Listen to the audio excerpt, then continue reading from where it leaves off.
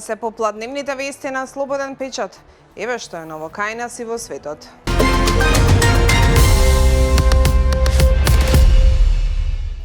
Обвинителката Ленче Ристоска поднесе оставка од функцијата јавен обвинител. Потврди таа за Слободен печат, откако новиот републички јавен обвинител ја тргна од предметите Талир, што ги водеше против актуелната владеачка ВМРО-ДПМН.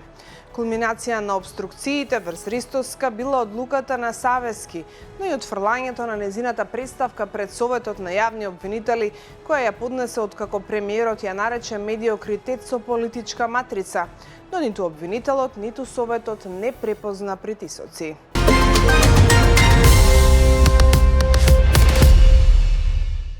Републичкиот јавен обвинител Ненад Савески преку писмена изјава изрази жалење за одлуката на обвинителката Ленче Ристоска, која даде оставка од функцијата јавен обвинител.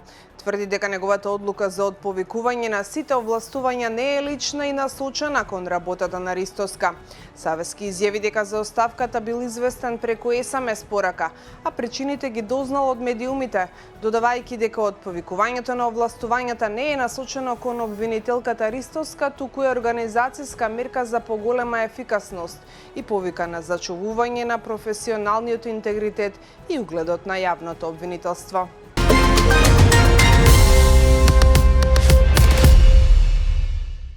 Во Скопскиот кривичен суд денеска продолжува процесот каде што обвинет за наведување на самоубиство е Стојанче Јовановски, сопруг и татко на Ивана и Катија, кои починаа на 2 март по пат од балкон во скопската населба Тафталиџе.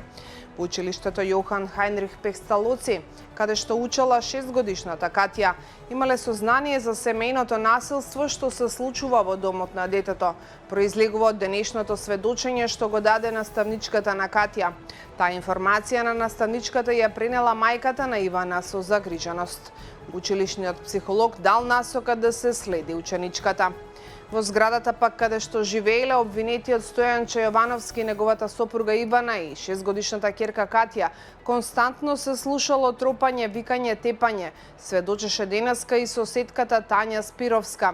Таа 2 пати викнала полиција, но тоа завршувало со тропање по вратите на погрешни соседи или со заминување на полициската екипа од местото. Според Спировска, викањето и тепањето траело 2 години.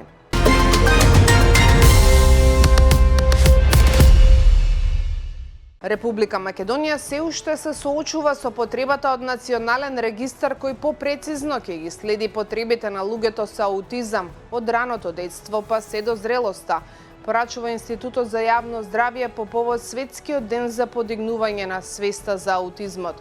Според проценките, во Македонија се регистрирани околу 1000 до 1500 деца со официјална дијагноза аутизам, но се претпоставува дека реалната бројка е значително повисока, со оглед на тоа што многу случаи остануваат недијагностицирани или се водат под други категории на пречки во развојот.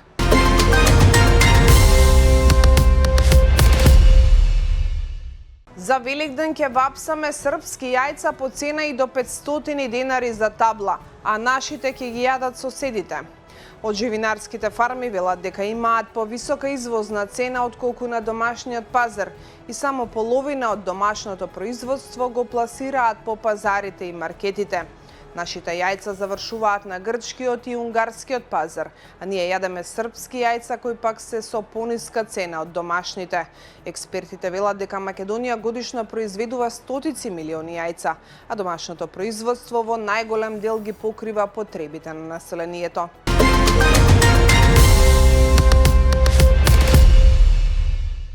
Францускиот председател Емануел Макрон вели дека би било нереално да се започне воена операција за присилно отворање на Ормускиот теснец, откако американскиот председател Доналд Трамп ги предизвика сојузниците на САД да работат на негово повторно отворање. Според него ваквата воена акција би траела цела вечност и таа ќе ги изложи на ризици од напади бродовите кои би минувале низ теснецот од балистичките ракети на Иран, пренесе Times of Israel.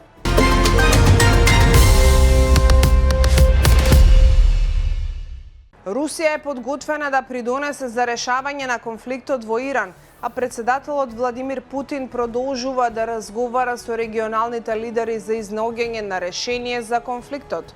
Ова го изјави портпаролот на Кремљ Дмитрий Песков, пренесува Reuters. Председателот ги продолжува контактите со лидерите на Блискиот Исток и доколку нашите услуги се некако потребни, ние секако сме подготвени да го дадеме нашиот придонес за да се обезбеди воената ситуација што е можно поскоро да премине во мирен тек, изјави Песков за новинарите.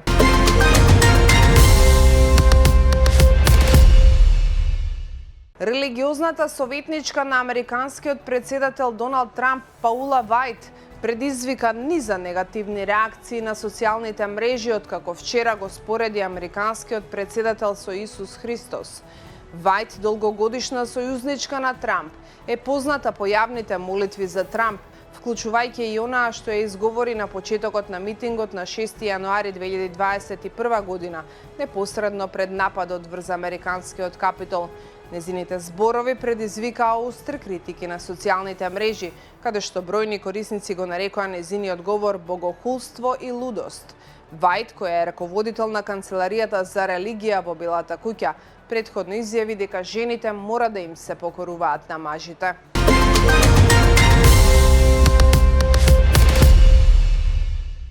Руските стратешки ракетни сили спроведоа воени вежби во Сибир, кои вклучуваа и тајно движење на интерконтинентални балистички ракети Јарс, способни да носат нуклеарни боеви глави, објави Руското министерство за одбрана. Војниците вежбале низа активности, вклучително и употреба на камуфлажа и прикривање за да го маскираат движењето на копнените ракети, соопшти министерството.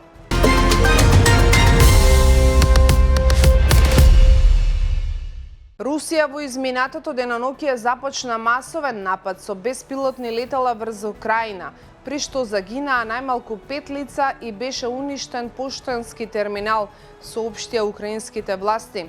Нападите започнаа вчера, еден ден откако Кремљ го отфрли украинскиот предлог за привремено прекин на огнот за Великден и додека дипломатските напори за завршување на војната, која сега е во 5-та година, се во застој делумно поради префрлањето на фокусот на САД кон војната во Иран. За сега нема нови најави за заживување на дипломатијата, објави Euronews. Ова беше се во денешното издание на Попладневните вести. Имајте убаво попладне.